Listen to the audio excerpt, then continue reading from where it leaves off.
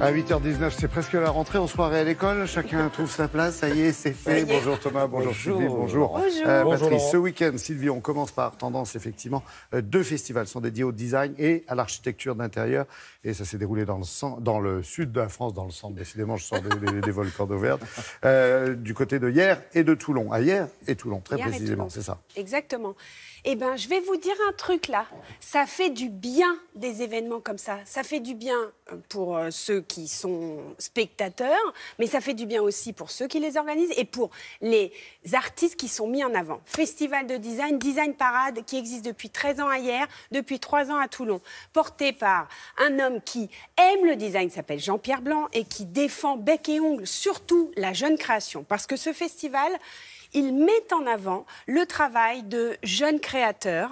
Il y a un concours, on présente un dossier, puis après il y a un jury qui décide. Un jury pour le design qui était avec à sa tête le designer Philippe Malouin et un jury sur l'architecture d'intérieur avec à sa tête Pierre Jovanovic.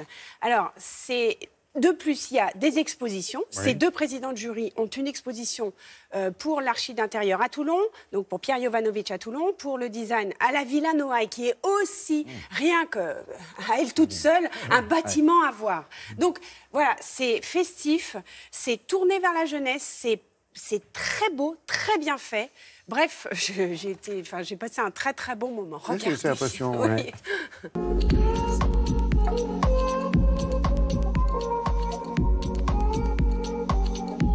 Design Parade sont 2 festivals, un à Hyères, un à Toulon, un qui est destiné aux objets, qui existe depuis 13 ans, c'est le plus ancien, et un bébé qui vient d'arriver, qui a 3 ans, qui est Design Parade Toulon et qui traite d'architecture d'intérieur, de décoration.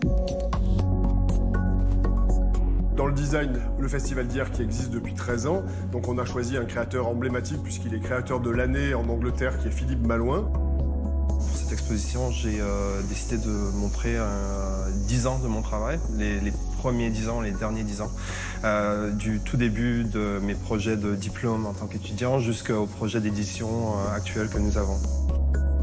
Il faut comprendre que l'objet, il existe dans son environnement, il n'existe pas sur des socles comme il est présenté ici, donc il faut faire un travail pour exprimer cette contradiction, et c'est un peu ce qu'on a fait là. Particulièrement cette année, on est dans un appartement que Pierre Jovanovic a imaginé pour Mademoiselle Loups, qui pourrait être l'appartement d'un collectionneur un petit peu fantasque. On raconte l'histoire de pièce en pièce de cette Mademoiselle Loups. Elle rentre dans une salle à manger, après il y a la cuisine, son salon, sa chambre, où elle prend ses cachets.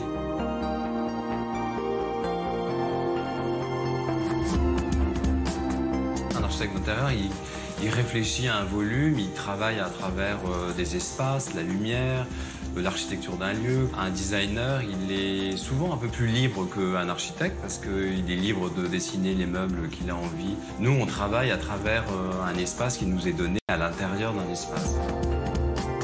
On a des architectes d'intérieur qui peuvent faire du mobilier, des designers qui peuvent faire de l'architecture d'intérieur. Moi, ce qui me plaît, c'est que j'ai envie que les 2 se rassemblent. Et donc, c'est le but de ces 2 festivals.